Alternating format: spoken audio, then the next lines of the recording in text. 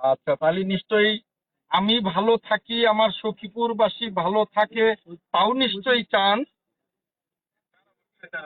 আচ্ছা, জি আমি শুনেছি, আপনার বাড়ি কোথায়? চট। আচ্ছা, হাটহাজারী। আচ্ছা, খুশি হলাম। আপনার নাম কি? Thank you, thank you Alam সাহেব। এই যে আমার নির্বাচনী এলাকা বগা, সখীপুরের বহেরাত বহেরাতুল রেঞ্জে এখানে একটা টিনের দোকান ছিল, স্টল। সেই স্টলের এখানে আপনার রেঞ্জার ইমরান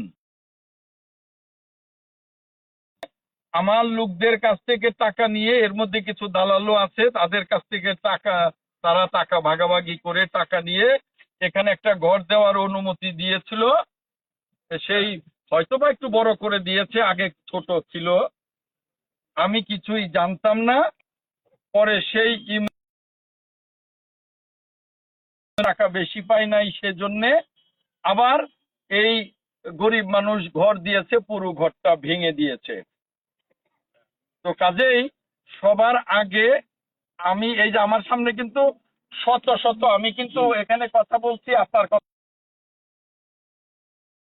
এখানে ভদ্র মহিলা ভদ্রলোক, এখানে আমি এই যে বগা যেখানে ঘরটা ভেঙে দিয়েছে হলুদিয়া চালা, এখানে আপনি 24 ঘন্টার মধ্যে এই ইমরানকে এখান থেকে ট্রান্সফার করবেন, ঘন্টার মধ্যে আপনি করবেন, এটা আপনার কাছে আমার অনুরোধ রইল, মন্ত্রী হিসাবে, এইখানকার এমপি হিসাবে। আর দ্বিতীয়,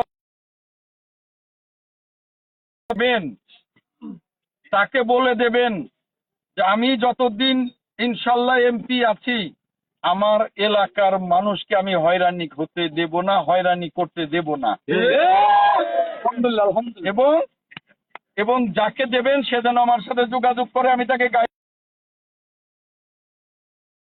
বন আইনের বিরুদ্ধে আন্দোলন করেছি অনেক বছর, এবং তারা আশায় বুক বেঁধে আমাকে ভোট দিয়েছে।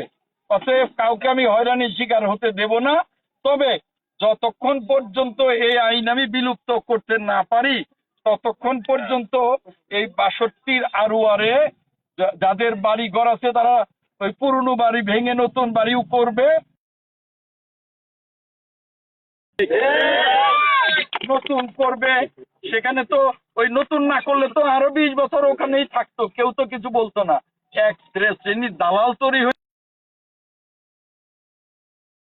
রেঞ্জারকে বলে যে এই যে